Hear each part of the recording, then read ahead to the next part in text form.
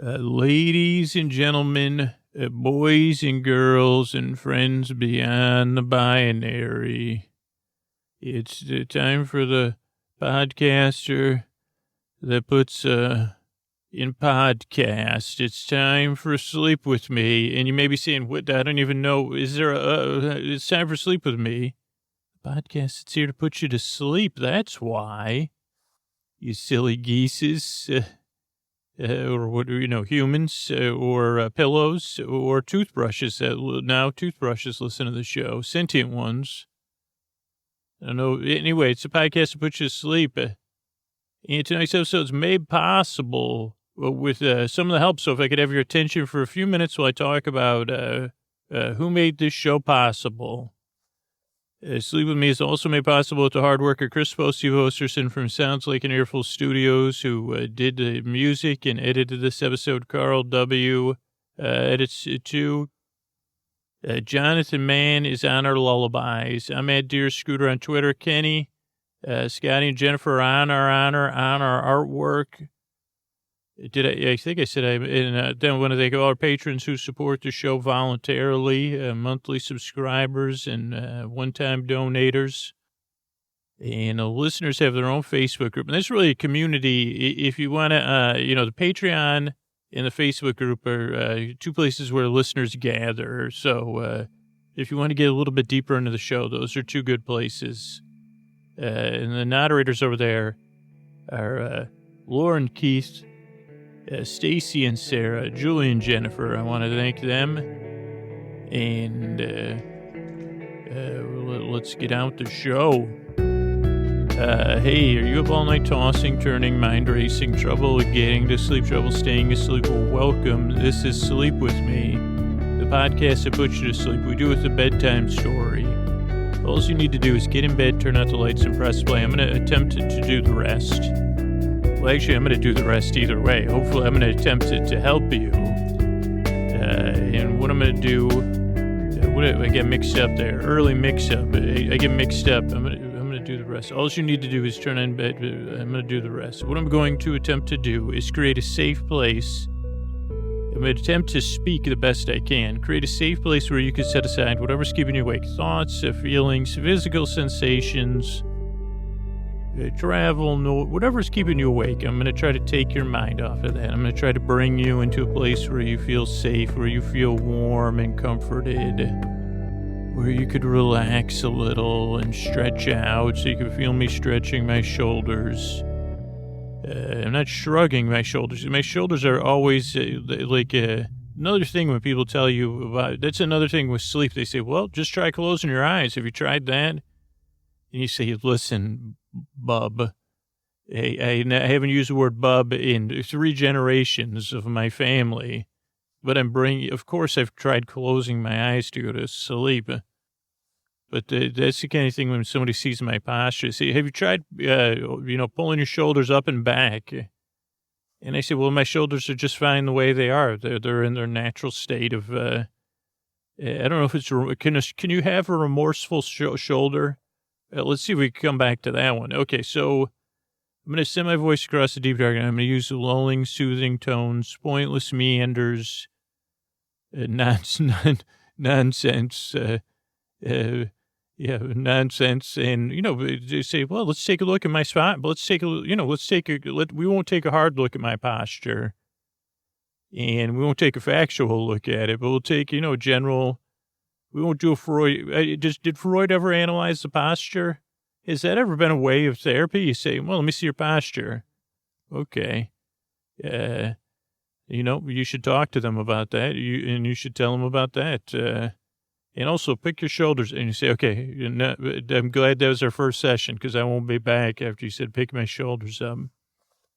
But I'm really here to brush the dirt off your shoulders or the dust or whatever's keeping you awake, or at least to help. So if you're new, here's the things to expect. Structurally, how the show works is there's about 4 minutes of business at the top of the show.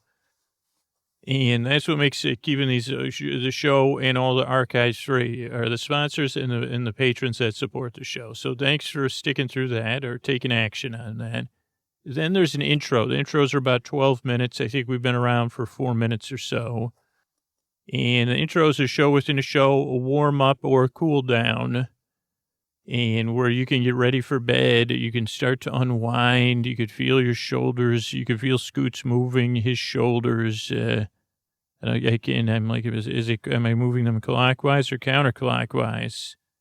Because I've never held a clock like sideways before. So my brain can't figure. I think they're going, now I'm going to go counterclockwise. It's actually sideways counterclockwise. And move your shoulders if you want to. Scrunch them and scrunch them. So that's the intro, where I kind of explain how the podcast works. Ideally, earn your trust, or you realize, well, this is kind of like an illusion of trust or something. What did I say about it? Did I say my shoulders were lonely? I think they are, but I think I said something else. Remorseful shoulder. That might be one of them. And my other one's morose. Remorse and morose. You can't say that in the same sentence. So the intro is kind of where you can get ready for bed. You could fall asleep. You could skip over it. Whatever works for you. But it's where I say, I try to create a sense of place. A place where you could relax. And a place where you feel welcome.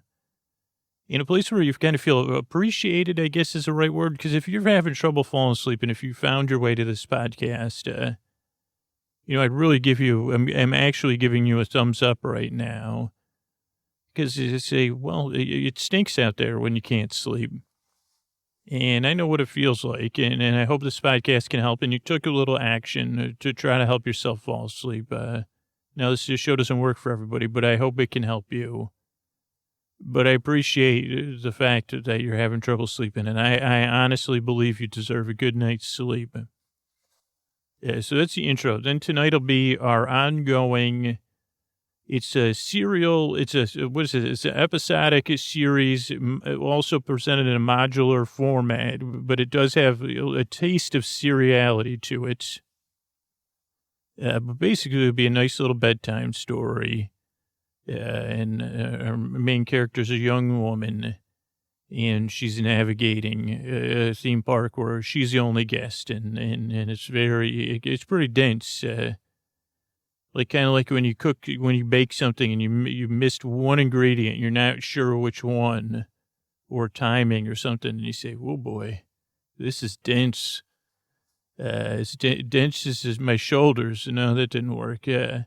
But so that'll be a story. We have some thank yous at the end. In between the intro and the story, we have a message ideally from a sponsor. So again, we could keep the show going. So that's what to expect structurally.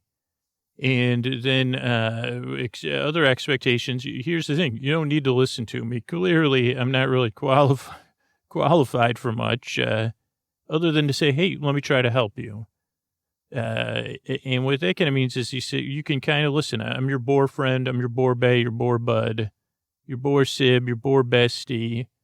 However, whatever many B's we decided, I'm boar bestie forever. B-boar, B-B-F-E-V-A,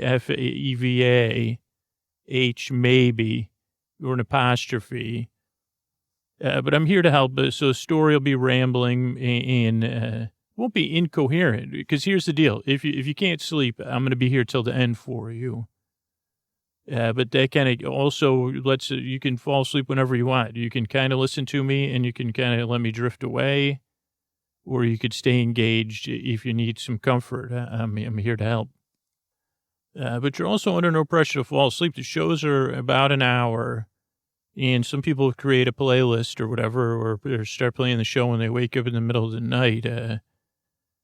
Because I'm here to kind of like keep rambling and keep you company.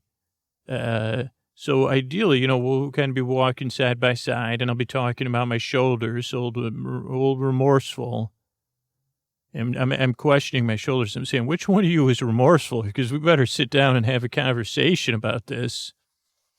Like, what exactly are you, what don't I know about? I thought I knew you because you're attached to my body. And now you're telling me you're filled with remorse. And I said, is it like are you projecting inward or outward? Because, well, let me talk to the audience and then I'll get back to you.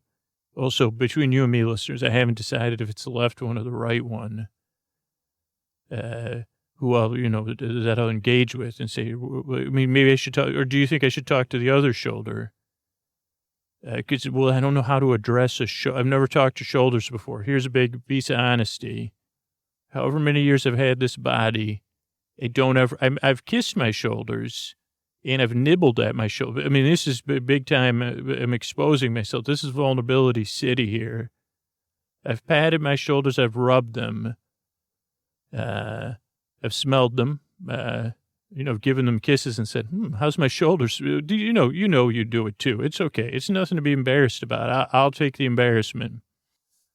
I've warmed my shoulders, but I've never had it, all my days, I've never had a conversation. And actually, I don't even know, other than physically acknowledging their existence. Does that mean I'm just starting to live? Oh boy, I hadn't lived until I engaged with my shoulders. So I'm just wondering, how do you address a shoulder like the other one? You say, I hear your partner's feeling remorseful. And also, because the shoulders are attached to me, maybe they have the same vocabulary as me. So I say, oh, no, that's not remorse you're feeling. You're misusing a word because you're attached to my brain. You're not morose either. I don't know the word, but I know the feeling you're feeling, shoulder. Yeah, maybe. Okay, I think we're working through this. Maybe I'm not ready to engage you directly, just through the audience here, shoulder. And I'd say, shoulders, you're a team, and we're all a team. I don't know if we're the sum of our parts or the bigger than the whole or whatever they say, but I'm going to shrug you. I'm going to be here. Maybe I need to shower you with more than kisses. And the time I nibbled at you, that was just, I was just like, I don't know what I was doing. I think it was nervous nibbling. But I'm here, and if you need me to slowly get to know you, so in a way we could have a one-on-one or a two-on-one convo about being remorseful or morose or one of those other things, like when you don't want to get out of bed. I realize you don't have it. I'm sure everybody thinks the life of a shoulder is glamorous, doing whatever, being on the side of the arm. You got a great view. You're within kiss. I mean, think about it. What other part? You're right in the kissing zone. Auto shoulder. What do they call that when you kiss your own shoulder? Oh, strange behavior. What are my shoulders as a comedian now? That's hilarious. You call it strange. Yeah, well, you should have been your first line, but you won't be being kissed anytime soon. Except when I wonder, I say, get out of the shower. I say, I wonder how that shoulder smells. So maybe you still will be kissed. I don't know. Maybe one day yet. Maybe one day. I don't know. You could keep cracking those jokes at my expense. But I'm here to help shoulders and humans everywhere. And I'll shrug you. I'll rub you. Do that rubbing, heating up motion if you're ever chilled. Though I really don't like to expose you unless we're really in humidity city. That's the only time I like to let you, other than at home. I mean, clearly it's like, lately I've had to wear a shirt to say, well, this is a shirt-free zone here when I'm, but yeah, I do like it to get you some air when that humidity, when we're visiting somewhere that's humid. But otherwise they say, well, just keep you under wraps. I don't know. Maybe that's something else we could talk about. And I gotta get back to the spot. I mean, I'm sorry I waited I'm sorry I had to come up on a podcast, but actually it always happens. My imaginary friends, and believe it or not, I don't think I've talked to any other body parts except for, who. So, okay, keep it going, shoulders. You're crushing it. Too bad the audience can't hear all this. But maybe this will be a whole new, maybe this is where I get to know my body. Okay, go ahead. That's funny too. Like where I say, hey, how you feeling, elbow? Okay, keep my attention on you. You two are like a couple of puppies. Anyway, get back to the audience. Excuse me. Whew, I never thought that would happen. But and that's kind of what happens to every podcast for intro if you're new. I say, this is honest what happens. I sit down, I say, okay, I tell them the structure of the show, make them feel welcome, or attempt to. Address the fact that if you're skeptical, who wouldn't be? Because this is a strange idea for a podcast and a strange relationship to enter into. And then explain that the listeners don't need to listen or to fall asleep, that you're here to help and see what else, and then try to make a metaphor for all that. And then usually at the end of 648 of the intros, I say, whew, I didn't expect that to happen. And so I guess, yeah, but who knows? You may have just seen a breakthrough. I don't know if when I do visit the Northern European countries, I don't know. I think I might have got banned from all those institutes and studies, but they still want me back. They say, actually, we didn't run this one set of numbers on this one thing on your amygdala. And is that a self-placed? Then they say, is that a self-placed hickey on your? Well, no, it's not self-placed hickey on my shoulder. It's a nibble. I call it a nibble spot. They say, okay, why don't you come back? We'll fly you back. Okay. Oh, if you're new here. So if you're new, thanks for sticking around. Thanks for trying the podcast. Clearly, I bet you though, maybe I don't know. Let me know. Do you kiss your own shoulders occasionally? They're kiss. Go ahead and kiss. Is there an international kiss your shoulder day? And hey, don't kiss anybody else's shoulders. Okay, just kiss your own. Believe me, it'll be empowering. I'm serious. Kiss your shoulders tomorrow. Maybe you could kiss them now, depending on your comfort level. But just give it a little peck right on the front. Like it's kind of like kissing someone on the cheek. If you move here, I'll try to do it. I just did it. It's not too hard. And you say, I just, I kissed myself. I kissed a part of me that I deal with every day. And somehow that took my mind off of stuff. I don't know what this podcast is about. If you're new, though, I hope I made you feel welcome. I appreciate you coming by. Give the show a few tries. That's what everyone says to say. It takes 2 or 3 tries to understand that it's not quite understandable. And if you've never nibbled on your shoulders, or that's just something you heard about, don't let me know about that, okay? That's fine. I'm sure the European Institutes of the Mind or whatever, they'll have reports about it, and then I'll see it in I'll see it when the study's released. But what can I say? I'm glad you're here. I work very hard, and I strive and I yearn to help you fall asleep. So thanks for coming by. And let's hear about a couple of ways we keep this show going.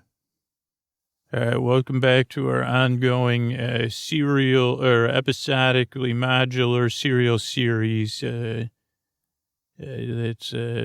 follows the journey of a young woman, a girl, growing up in a theme park, and it follows her journeys as she learns and grows, and it's a very sleepy and dense series. You could listen to it during the day, but it's mostly made to help you drift off and to really immerse you on a couple different levels. And in order to transition into the story, I'm going to read you a Wikipedia article about the Pepper's illusion, which is a technique used in theaters, amusement parks, museums, televisions, and concerts. It's named after John Henry Pepper, who lived 1821 to 1900, who popularized it in a demonstration in 1862.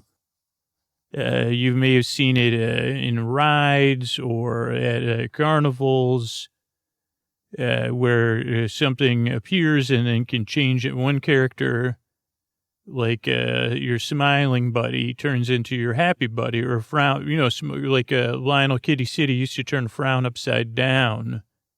I don't know what they're going to do for Joffrey at Toys R Us if that frown will turn upside down, but It was also used when Tupac went on stage at Coachella in 2012, Michael Jackson in 2014. And how it works, let's see, is an audience is viewing a stage or a room with objects in it. And then suddenly other objects will fade in and out of the room, or one object will magically transform into a different object. And it basically involves a stage that's especially arranged into two rooms, one that people can see into, or the stage as a whole, and the second is hidden to the side. It's called a blue room, and then a plate of glass or plexiglass is placed somewhere in the main room at an angle that reflects the view of the blue room towards the audience. Generally, this is arranged with the blue room to one side of the stage and the plate rotated around at 45 degrees. The glass really has to be clean and invisible. Normally, the lower edge has to be hidden in patterning on the floor and make sure that lights aren't reflecting off it. And when the lights are bright in the main room and dark in the blue room, the reflected image cannot be seen. But when the lights go on in the blue room, often with the main room lights dimming to make the effect more pronounced, the reflection becomes visible, and the objects from the blue room just seem to appear.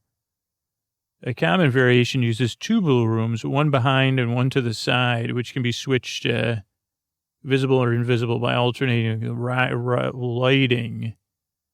A hidden room might be an identical mirror image of the main room, so it's reflected image matches the main room. This approach is useful in making things appear or disappear. Or you can add a person or morph a person. Or the hidden room might be painted black with only light-colored objects so that they can be superimposed or appear to be floating. Let's see. Battista della Porta was a 16th century Neapolitan scientist and scholar with numerous innovations, including the camera obscura. And his 1584 work, Magica Naturalis, Natural Magic, includes a description of the illusion, which is cool. Then John Pepper and Henry Dirks at the Royal Technical Institute in London. That was the first permanent science-based institution in 1838. Pepper joined their staff and became a professor, and Dirks was famous for a bunch of illusion-based performances in the theater, but they had to rebuild the theater, which was very expensive. Then Pepper saw Dirks' illusion. They set one up at the Royal Polytechnic, and he realized, hey, we could modify this to incorporate into existing theaters. So they did something with the Charles Dickens play. And this is the kind of thing you've seen at amusement parks and different really famous amusement parks, even in Turbite Manor in Nashville, attractions and, seasonal attractions, we'll say, mysteries that could be solved, even museums like the Abraham Lincoln Presidential Library and the Museum of Wellington City and Sea. Hogwarts Express has it, London Science Museum. Even there's John McEnroe shows up at the Wimbledon Tennis and Lawn Museum, or Lawn and Tennis Museum. Sir Alex Ferguson at the Manchester United Museum. So that's just a few of them. There's plenty more, and it's also used to use it with teleprompters as an implementation. On the show Magic School Bus, and an audience with Les Dawson, movie Home Alone, and Sherlock, on an episode of The Mentalist, and in concerts, as we said, with Tupac and other famous people. So that's a little bit about the Pepper's illusion effect. And as all of the lights slowly dim, but there's still an undertone of warm light there, softening the edges, but filling the room with the warmth that sets you at ease as you drift a little bit deeper with rest. You start to see the outside of a stone building, gray stones, but there's something, you can't quite put your finger on it, cartoony about the old gray stone building. Ah, yes, when you came, maybe you did see my exterior first with the stones. It was the towers, the great stone tower, which was supposed to be the peeper or whatever that draws people to my attraction. And then it was supposed to look like the outside of a castle. But instead of goyles, those goyles that were played as water spouts, we had corn and what are those fruits, horns of plenty, and broccoli, and statues and carvings, instead of Corinthian columns. We had carrot columns and celery columns. And so my exterior, which it did hold up a bit, it was to create a thing of like, oh, this is an old castle that loves its vegetables and some fruits, there was also rutabagas, whatever those things are called on the ramparts, where you would stick your head up in between two things. Could be rutabagas or potatoes. You'd say, oh, this is an interesting old castle, but that tall tower, just to set back with a grand, grand view. And it was in a tower which you could see somewhat far away, but when you were close, it played tricks with you. It was very, very forced perspective, narrowing and narrowing and narrowing. But it was also a tall tower, but you could never go to the top because it was such a forced perspective that when you were close, it was very well done. Not perfectly, obviously, because they had to say, well, if you're this far away in the park, we can't have you seeing a stone tower because now you're in the place of future. But yes, it was the symbols of healthy eating.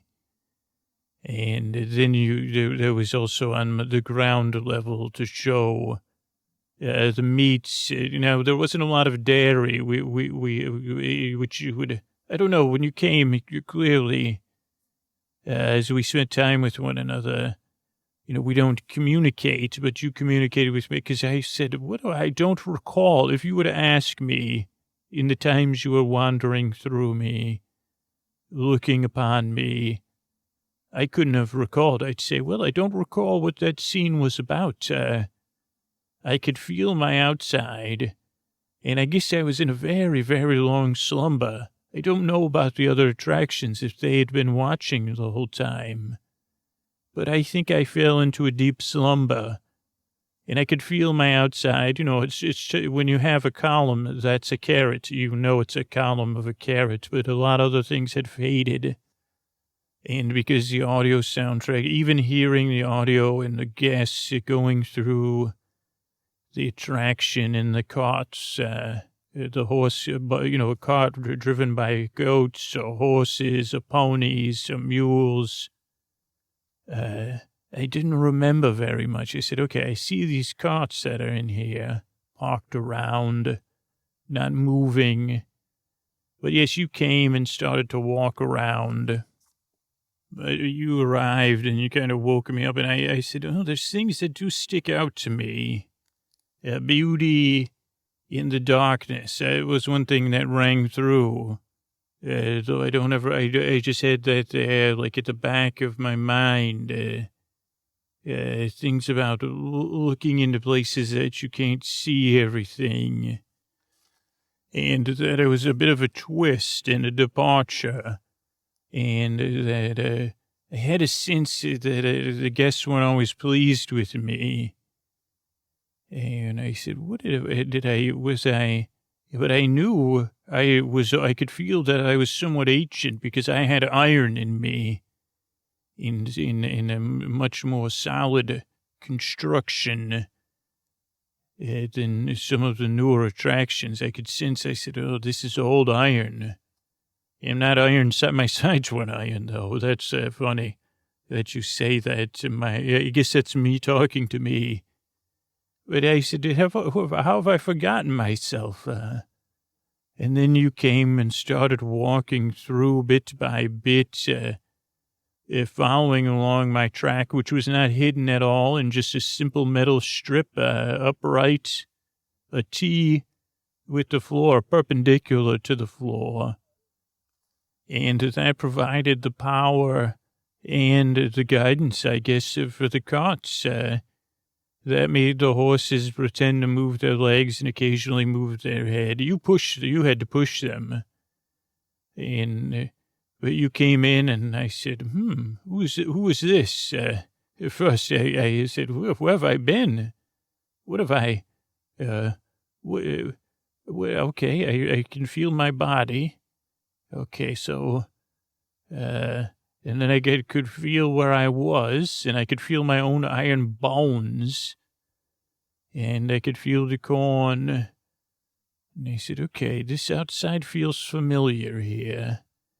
And this person, this guest, but she's not a guest, and why is she just walking around willy-nilly?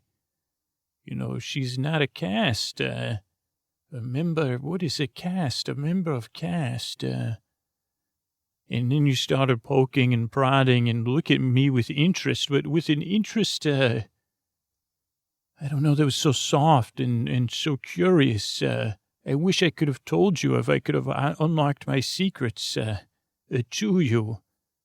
But I was excited to be discovered nonetheless. I was excited to have you here very quickly, and that you felt comfortable enough to stay with me. And, you know, I don't have a lot of interactions or I was in a, you know, like I said, I was in a deep, deep, deep sleep. And you seemed determined. I don't know if you were on a quest to help me remember who I was. But when you came, you walked through and stayed with me and pondered and pondered. I think wondering why you couldn't immediately figure out the meaning, you know, the meaning of my attraction, or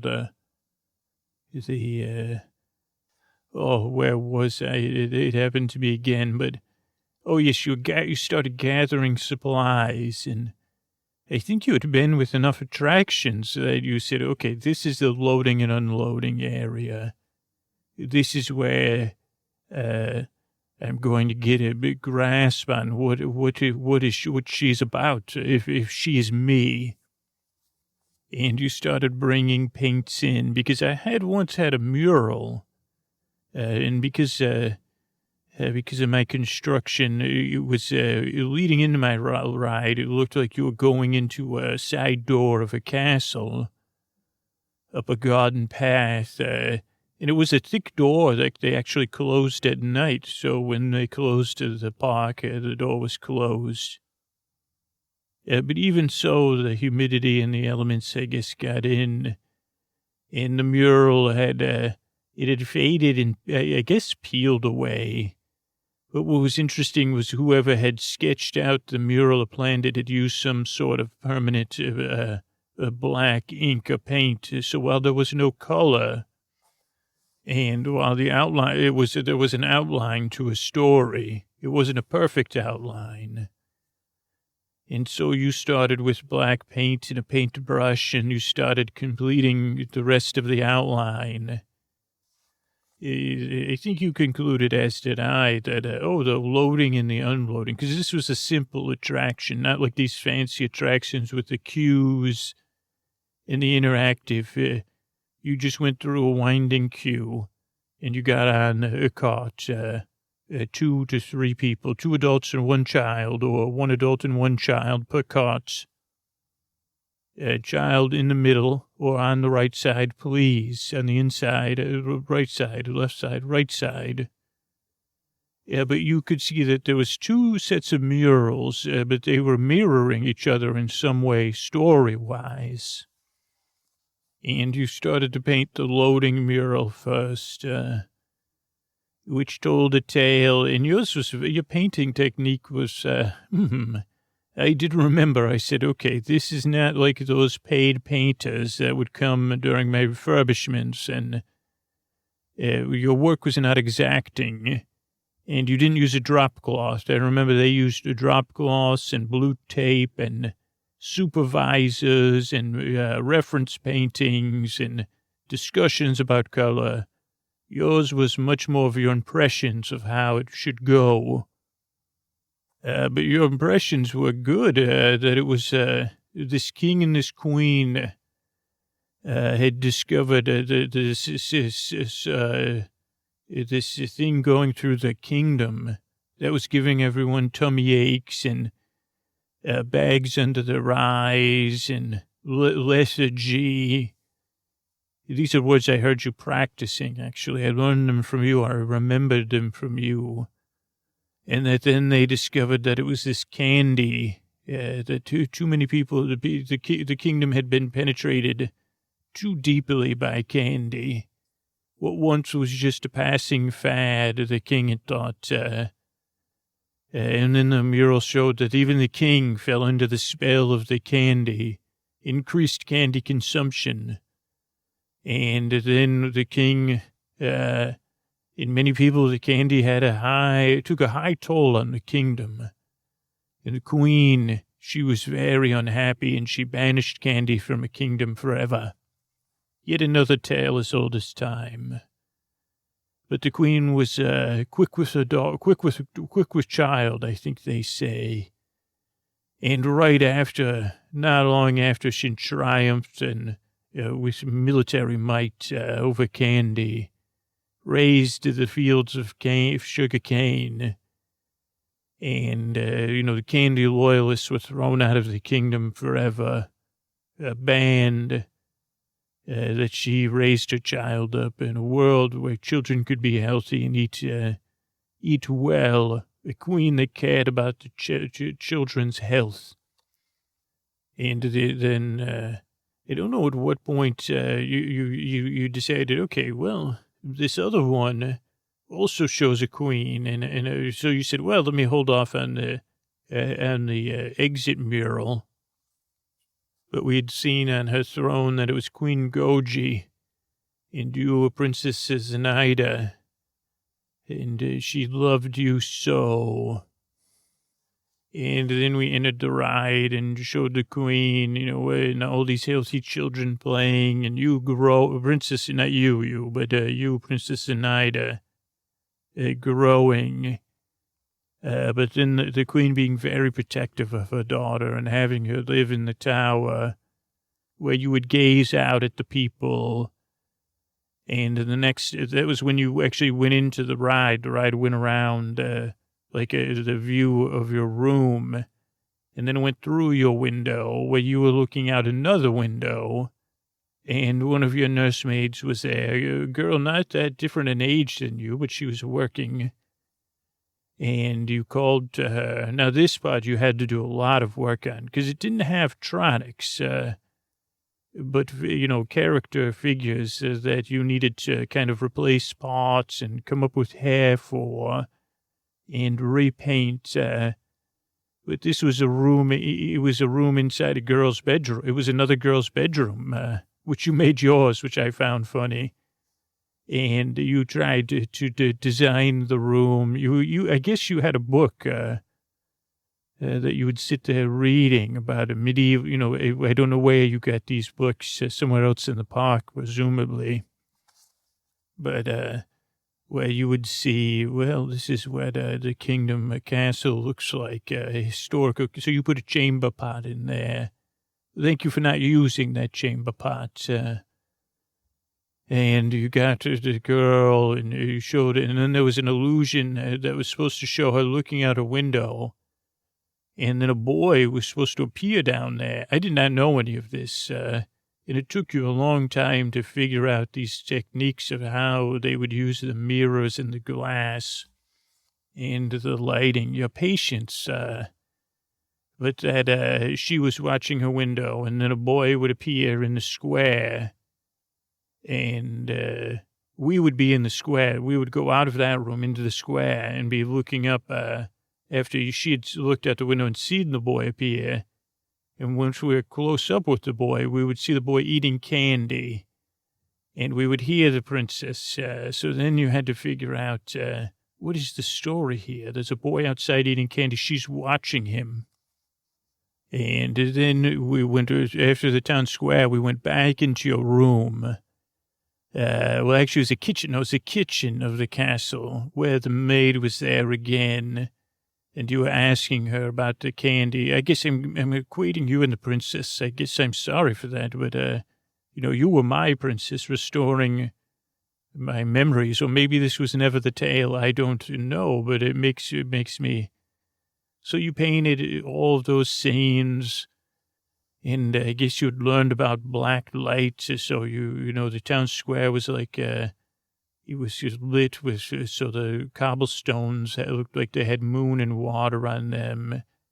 And so the candied wrapper of the boy was eating some sort of a choco bar. The wrapper was very bright for you to catch it from all the way up in your tower. And you worked on the thing. And you started recording your own audio, which I thought was interesting. And I said, how does she know all these things? She comes to me. Who is this young woman? Old enough herself to be a princess or a maid or a nursemaid or whatever you call these things. But the next one was in the kitchen, and it was the princess talking to a maid, saying, what was that boy eating out there outside my window? And you had said, well, this was candy. He's eating some candy. And she said, it's my brother, so please don't tell on him. And you said, oh, that's your brother, interesting out there, eating candy.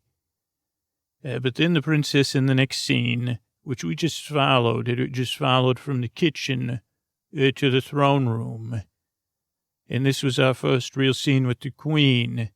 And she was there ruling and looking glowingly, which took you a lot of work to add in jewels and make things glow. And maybe you put too much makeup on. I don't know if queens wear as much makeup as you painted on the queen, but she looked more like a jester. Yeah, but then the princess was there saying, Mama, what is candy? And the mother saying, what do you speak of candy? That took your father, the king, away from us and so many of our people. It is banned. Where did you hear of this candy?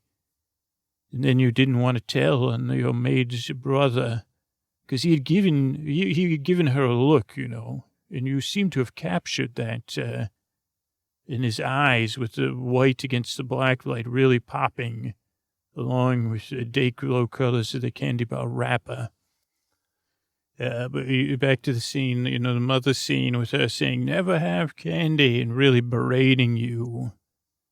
Or the princesses and Ida. And then the princess in her room, yet again, looking out the window, but really staring at the moon and looking for the boy. We're pretending to look at the moon, but looking for the boy. And drawn in to this thing between her mother and the candy, and curious. And then this one was a projection illusion of just turning the corner, and as you turn the corner, you could see her head looking out of another forced perspective tower at a projection against the room of the boy. Waving up to the tower and then following, and then we followed right into the scene of the boy was following behind a cart that was dropping candy.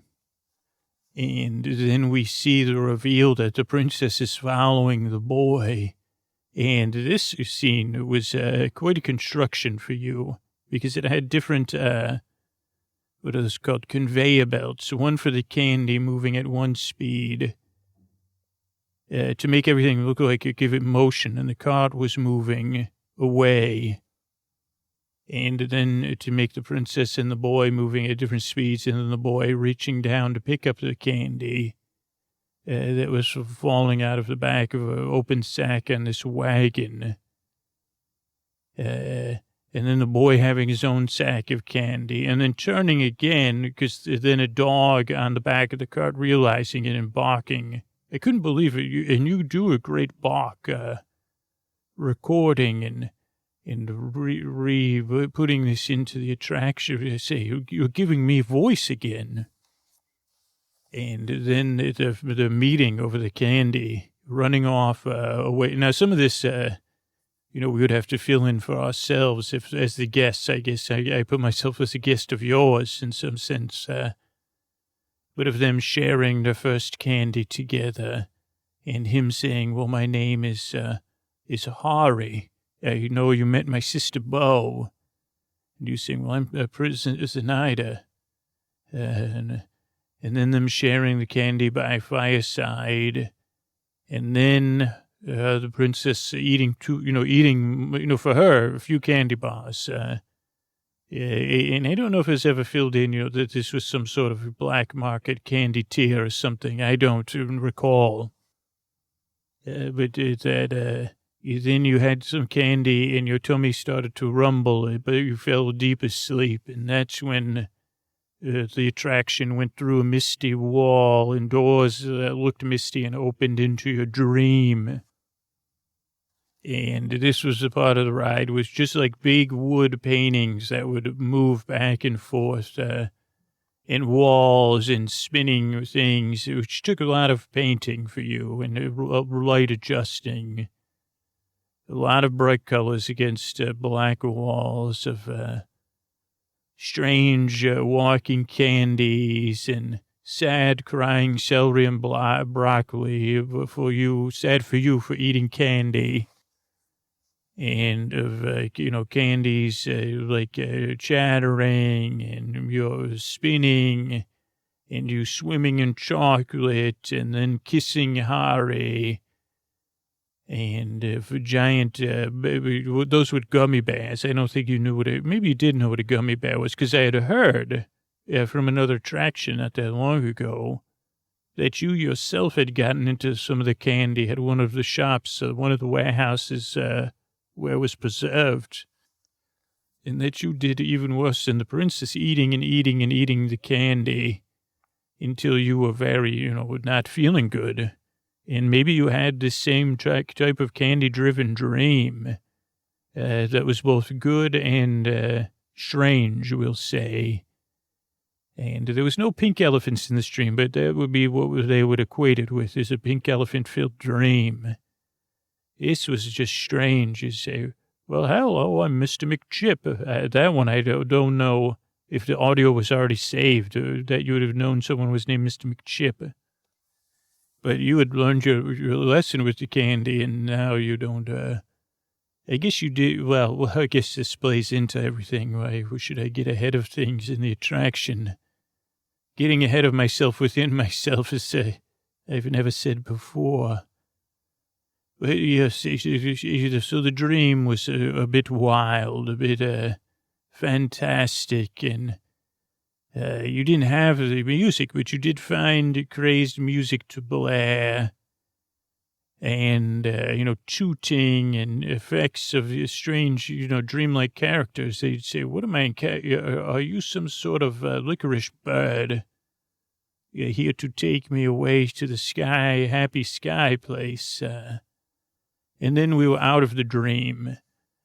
And the next scene. Now, you stayed a lot of time to contemplate all these things. And I think this is what the caretaker, I don't know, I guess I'm projecting on the caretaker and you and the queen and the princess, but to say, will you be like the princess and tempted so? And what would happen without a queen? Because in the next scene is when the queen, you are at the campsite. The princess is at the campsite. Here I am projecting. And the queen and her soldiers, her knights, find you at the campsite alone. No Hari there, but you curled up warm with blankets, and her face tear-streaked, missing her daughter. Is finding you wrapped, surrounded by empty candy wrappers, and her not happy at all, and her wanting to know what happened, and you saying nothing about Hari or Bo, but just talking about following the black market candy tear, and your mother being so furious, and putting you, saying you will stay in the tower where you're not way away from the candy. And I don't know if you should even have a view outside. And so she covered your windows, and you sat in your room there. The princess sat in her room, and you redid this. This was a couple small scenes. But then there was a scene of her in her room. Again, we returned to her room. And this one had rotating things, so you slowly went around the room, and the room turned. It looked like it was the same room, but a lot of times you were crossing into a new room that looked similar. But it had you sulking, and then you getting into bed and finding a candy heart below your pillow, and then the candy hearts slowly appearing that had writing on them, miss you, love you. And then they did a thing with your headboard, which was just a circle wheel of candy hearts, kind of showing that slowly the message was saying, trust my sister, eat this candy, think of me, blah, blah, blah, blah, blah. And then the sister coming and saying, thank you for protecting me and Hari. Our family is a part of the Candy Kingdom. He wants to see you when your mother's so upset with candy. We think we have an idea for you to get out of trouble and be able to look outside again. Your mother's headed off to meet with the King of Gourds, who's a hardliner against candy. And we think she's going there to end candy forever, you work with the King of Gourds, So we thought you could give your mother this present. We have it wrapped and ready to go. She's leaving tomorrow. And when she's gone, she'll miss you, and she'll open this gift, and she'll think of you. And at the same time, we have a plan, but just give your mother this gift. And the princess she was a little nervous about this because she didn't know what was in the gift. Don't worry, your mother will love it. And she'll forgive you. It'll make everything better. And then the next scene of her giving her mother the gift and the mother kissing her. And then the next scene after that is her door being opened by a royal messenger saying your mother was captured, placed under, busted by the King of Gourds for candy possession. In his kingdom, it is outlawed no matter who you are.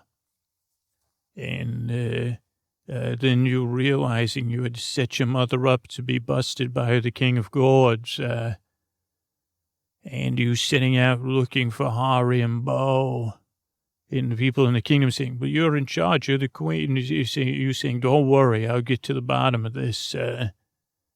Where is my maid named Bo? And then you easily find, a little too easy. I don't think the princess realized that it was too easy to find Hari and Bo getting ready to leave. And that you got in that you fell asleep, let's say, in the back of a wagon as they ran off with you. And then the princess reawakens in yet another scene in the Candy Kingdom, which, oh boy, did not look appetizing. Everyone did look down, but Hari and Bo, it was quickly realized that Hari was not Bo's brother, but Bo's son, and that Bo was some sort of magic user, that she was not the official queen of the candy people, but the ostensible leader, and that she was going to keep you and, use you as a tool, of negotiating. And that also they were moving. They were going to, draw in the Gorge troops while they went into your they went into your kingdom. And you were faking it. There was a princess Zenaida saying, oh, no, you've tricked me so. But really inside you were quite upset. But the whole time Hari was watching you. And you sensed that this was more than just the sweet temptation of candy. And that you weren't the only one. And so you sat and you said, well, you pretended to eat candy. And then you asked to see the queen or whatever she called herself. I think she did call herself the Candy Queen, but she wasn't actually a queen. But she was their leader. And you said, well, could I talk to you and Hari? I have another idea, you said. You see, I love candy, and I love Hari, I think. And to be honest, I've looked at your troops, and you don't even stand a chance against my mother's reserve troops, which would be there at the castle waiting. Even with me, my mother really isn't a negotiator anyway, so she won't be swayed.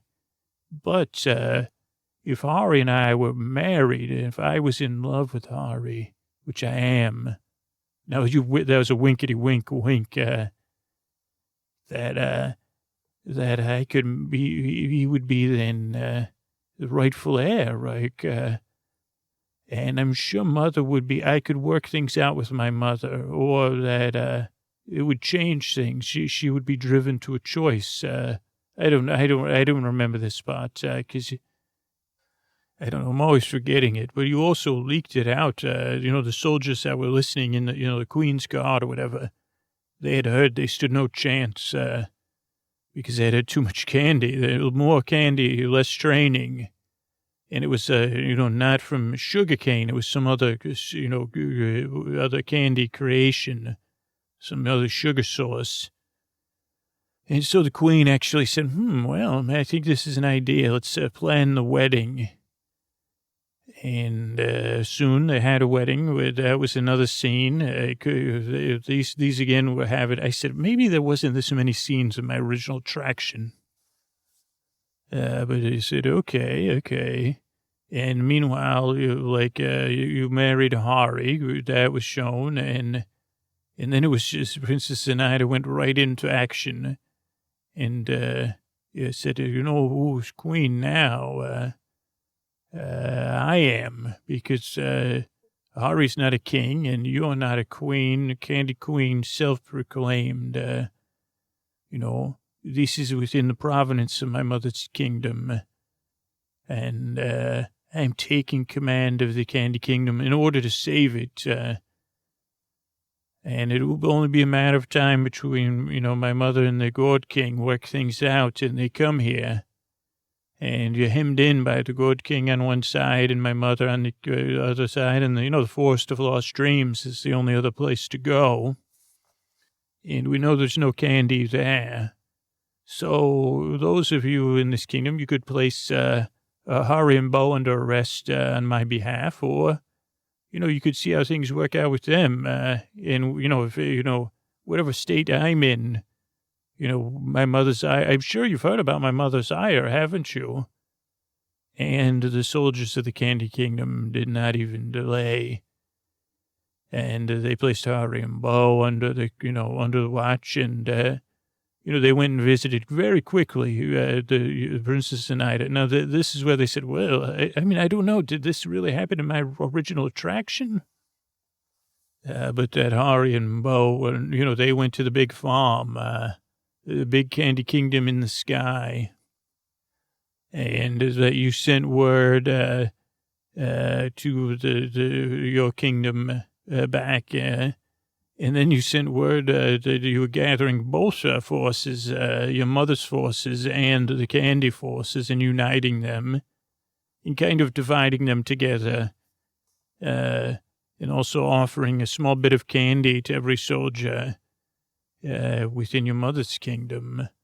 Saying, well, now we're taking out this God King's got some nerve. And then you marched on the God King's kingdom, and you surrounded it, and, there was just the cliffs of many tears on one side, and then, the forest of lost dreams. So the God King was quick to give up the God King's crown, and, God King actually visited that tear, and your mother was freed. And you said, Mother, this is only one condition here. We'll unite all the kingdoms in our land now. Our lost brothers and sisters who overindulged in candy. And our people who prospered under your rule, Mother, but who secretly longed for candy. And the candy gourds, we don't even know what we're dealing with. Hardliner, even hardliner than you, Mother. And I have an idea of returning candy to our kingdom. One day a month, we'll have Candy Day, where you could consume candy. Now, you shouldn't consume all you want, but you can if you wish. And on that day, the candy stores will be open, and people can consume candy. And, the rest of the month, no candy, just like you like, Mother. No candy any other day, and we'll prosper. And that led, this was the final part of the tale told in the last mural, was everyone happily, celebrating and eating candy in moderation, which I think was something that once Princess Zenaida ruled, she said, well, let's just have moderate candy consumption, period. Which, hint, was because the bride was, I did remember this because that was like in the placard outside in permanent brass, was sponsored by one of the one of the Candy Kingdomias. But I think your hardest job in restoring my memory was in those illusions, where you had to find a way to adjust the lighting and the paint so that one side of the room, when lit, would create these illusions. The illusion of the candy being dropped, the boy outside the window eating the candy, or some of the strange things in your candy dreams that you really worked hard on. But I wondered as you went through this, and I said, maybe she added some things in here. Was this really what I was about? A journey through candy and the consequences of an all-or-nothing outlook on candy. Was that who I was? Or was I something else? Now I know that this, and I'm more now of an impressionist version of that. For I don't know if the founder would recognize. I think you really did capture the essence of the story, though. As different as your art is, you were very good in the dreams section, and some may say your overuse of black light effects and of the Pepper's illusion, but you seemed hooked in the auditory. You like sound effects too, I noticed. The mules passing gas every once in a while. I said, how did she do that? But I wondered if you were there for the deeper message of the ride, of these temptations and costs and the natural, and the ire of the parents to say, no, no, no, no, no. But yet something else drawing your attention naturally to the candy, to say, hey, look at this dark chocolate here. Oh, come to our kingdom. We have such sweet sugar treats to draw you in. If you notice that maybe I think the caretaker's worried about the same for you, of the curiosity getting the cat. But you got the cats, I think, one time, so I don't know. But thank you for helping me remember I've appreciated the time we've spent together and you resting here with me and repainting me with each little brush stroke, brushing and painting and dipping, color by color, inch by inch, patch by patch, restoring me. Good night. I want to thank everybody who supported the show recently. I want to thank Sarah on Venmo, thanks, and good night, and Valerie on Venmo, thanks, and good night. Also making some one-time donations on PayPal. I want to thank Carol. I want to thank Brenda. Thank you, thanks, and good night. I want to thank Alexander and Beverly. Thank you, thanks, and good night. I want to thank Hal and Katie. Thank you, thanks, and good night. I want to thank Sherry and Robin. Thank you, thanks, and good night. I want to thank Stephanie and Catherine. Thank you, thanks, and good night. And I want to thank Lisa and Camille. Thank you, thanks, and good night for the support on PayPal and Venmo. And I want to thank some people for reviewing the podcast. Celine in BC says it's science. Podcast is Pavlovian for me. 62 exclamation point pound A from the UK says amazing. Sends me straight to sleep and usually I struggle. He seems like a great dude. My bore bud. Clue Ken. Good old Clue Ken. Give me a clue who you are, Ken. Yeah, best podcast ever. If you have insomnia, you got to try this. I'm not sure it's for everyone. But the way it works, the dude, it helps me sleep every night. Babs with a Z090719, hands down the best. Scooter supportive, soothing, kind presence is just what I need. You've been dealing with a lot. And I wholeheartedly recommend it to friends and family and children and anyone dealing with a lot of different stuff. Just interesting to keep you focused, but not stimulating enough to keep you awake. Used to listen to BBC, but found that, kept me awake. Thanks, Scooter. Amisa13 says, love it. I love the show since the very beginning. Made me sleep so well. I've had so much insomnia that I was willing to try everything. Meditation, guided meditation, relaxing music, but nothing worked until I found sleep with me. I recommend it all the time. Thank you.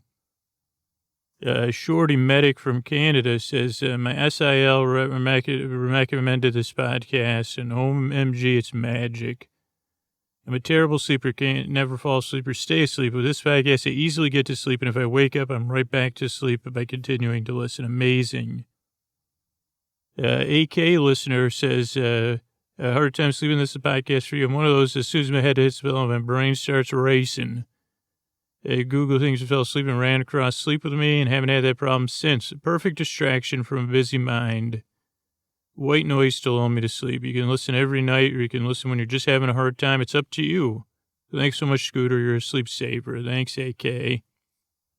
How about F. John, who's from Canada, who says 5 sludgy sleep-inducing stars. What a unique and wonderful concept for a podcast. I thought it wouldn't really work, but I was wrong. Count me in as one of those people who seems to fall asleep pretty soon. The podcast creator is very dedicated, crazy and sweet. So thanks, everybody, for reviewing the show over on Apple Podcasts. You can do that over on Apple Podcasts on your phone or on your iTunes on your computer. Thanks.